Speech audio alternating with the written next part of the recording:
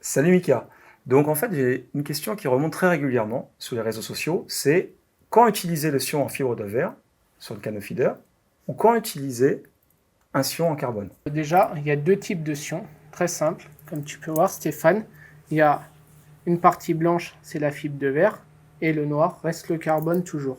Donc on voit bien, tu constates, la fibre de verre est bien plus sensible à puissance égale, hein. La fibre, c'est équivaut à des poissons délicats, Oui, tout le temps. tout à fait. Ok. Voilà, un peu l'antenne métallique au flotteur. Donc très simplement, tu vas utiliser la fibre pour les pêches en étang, Oui. de petits poissons à courte distance, sans vent. Et donc, à contrario, tu vas utiliser donc les sions en carbone pour les pêches. On va dire 80% des cas, tu vas utiliser le carbone, la grande distance, les beaux poissons, le vent, le courant. Tu ne seras pas embêté, tu verras toutes les touches. Ouais. Tu pourras mieux tendre ta bannière, ça permet de bien appuyer ses lancers.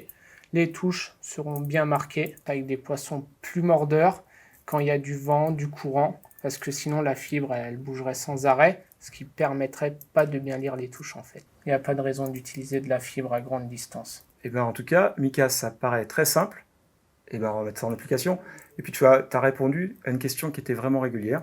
Et ça va permettre à beaucoup de gens d'y voir beaucoup plus clair par rapport à ça. Merci à toi. Je t'en prie.